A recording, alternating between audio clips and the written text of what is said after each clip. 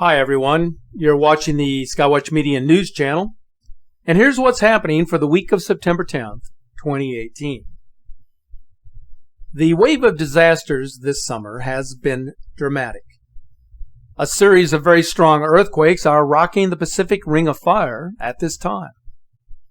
The onsurge of seismic events happening in succession began on September 5th, when a magnitude 6.6 earthquake struck Japan at a depth of 20 miles. This happening within 24 hours of a powerful typhoon that devastated the western end of the country. The earthquake that struck on September 5th knocked out power for the entire island of Hokkaido and its 5.3 million residents. It actually marks the first time that power has been lost for the entire island since the year 1951, when power utilities were first created for the island inhabitants. Aerial footage showed dozens of landslides exposing barren hillsides near the town of Itsuma in southern Hokkaido, with mounds of reddish earth and toppled trees piled up at the edge of green fields. The collapsed remains of what appears to be houses or barns were scattered about.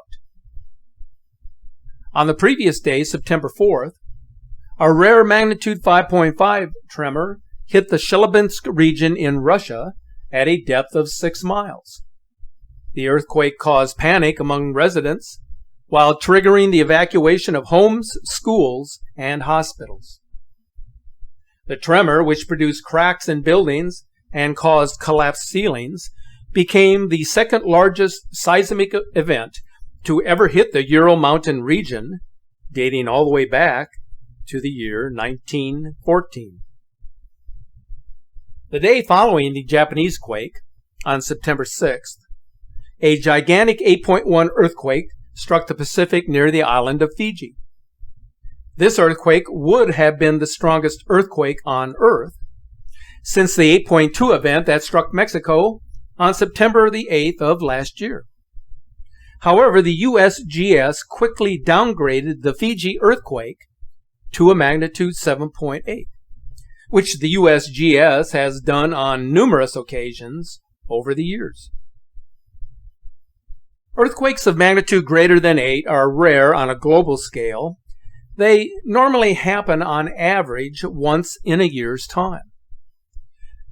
The Fiji quake occurred at a depth of 378 miles, which was fortunate because it most certainly prevented the generation of a significant tsunami, which normally are created at much shallower depths. On September 7th, a trio of earthquakes struck along the western coast of South America, with Panama, Chile, and Ecuador all suffering jolts of between magnitude 5.6 and 6.2. All of them taking place within less than an hour of each other. Panama was the first to be hit, recording a 5.6 at a depth of 6 miles. Less than 30 minutes later, a much stronger 6.2 earthquake hit Ecuador at a depth of 69 miles, causing landslides and power outages. Within 27 minutes of this earthquake, another strike took place in Chile when a magnitude 5.8 shook the entire central region. So within a 3-day period, there were 5 significant earthquakes and 1 megaquake along the Ring of Fire. Now, it seems plausible that the 3 events in South America on September 7th moved in response to the deep and powerful earthquake in the South Pacific near Fiji, which occurred 1 day earlier. It looks as though the Earth is being squeezed as extreme seismic and volcanic activity takes place, and as the Ring of Fire is certainly alive, and it's on full display. Another sign of the dramatic earth changes that are happening on the planet can be found in the northern extremes of the Arctic, where some of the oldest and thickest sea ice is breaking apart for the first time in recorded history. This occurrence has happened twice this year, opening waters north of Greenland that usually are frozen, even in summer months. The melting is happening as a result of massive heat waves and warm waters that are sweeping the northern hemisphere in 2018, threatening the survival of Arctic habitat. As seen in this satellite imagery, the ice is becoming brittle and it's becoming mobile, retreating from the northern coast of Greenland in August and exposing a swath of sea that was previously covered in ice. The ice in this region should be thick and compacted, pushed by the transpolar drift stream in the Arctic Ocean, which transports ice from Siberia and then deposits it next to Greenland. But now the perennial ice is retreating, and therefore researchers must determine which part of the Arctic will survive climate change the longest, and how long the wildlife may be able to endure in the Arctic without the benefit of thick ice. What is especially devastating about the changes in the Arctic can be found in the bubbling lakes that are speeding up the Arctic permafrost melt. The lakes form when a lot of ice in the soil melts, which leaves room for the water to collect from rain and from snow. Much of the terrain has remained unmelted for thousands of years, but times are changing, and so is the landscape of the permafrost regions, as evident from this 2016 time-lapse video that was taken at Wolverine Lake in Alaska.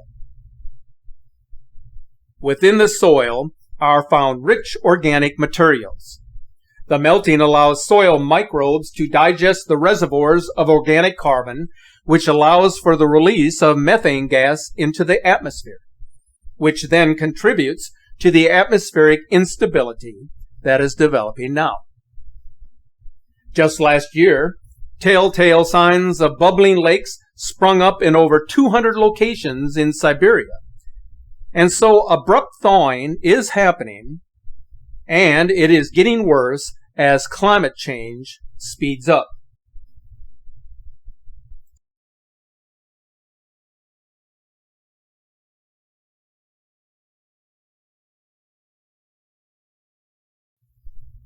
New research has uncovered evidence of a vast reservoir of heated water that is building up underneath the Arctic Ocean and penetrating deep into the heart of the polar region, where it threatens to melt the ice that is frozen on top. Analyzed temperature data on the Canada Basin, compiled by oceanographers from Yale University, shows that the amount of heat in the warmest part of the water had effectively doubled in the past 30 years. The basin, which sits to the north of Alaska, is made up of mixed layers of ocean water with cold fresh water flowing at the surface, sitting on top of a body of warmer, saltier ocean that is trapped beneath it. Should it be mixed up to the surface, there is enough heat to entirely melt the sea ice pack that covers this region for most of the year. Satellite imagery concurs that this is what is slowly taking place along the basin. As the sea ice retreats, there will be more open waters that will appear in the summer months. The sun is directly warming the open waters of the Arctic. There is heated water hidden under the Arctic, which will eventually make its way to the surface. When it does, the entire Arctic will become a ticking time bomb for the future of our planet. Since the beginning of 2018, the number of near-Earth objects have increased exponentially. All of these solar system bodies can potentially approach the Earth at a relatively close distance. On September 6th, a newly discovered asteroid designated 2018 RE2 flew past the Earth at a distance of 237,000 miles, or nearly the distance between the Earth and the Moon. The estimated diameter of the object was approximately 40 feet, traveling at a speed of roughly 22,000 miles per hour. This is now the 43rd known asteroid to fly by Earth within 1 lunar distance since the start of the year. Between January 1st and September 9th, a total of 45 known asteroids flew past us within 1 lunar distance. Over the past 9 days, 5 known asteroids flew within the same distance. As we look to the sky, remind yourself of the greatness of the cosmos from where all things were born. Seek the vastness of the heavens at every opportunity, so that you may now see and realize how small each of us are in the endless corridors of the universe. Thanks for watching.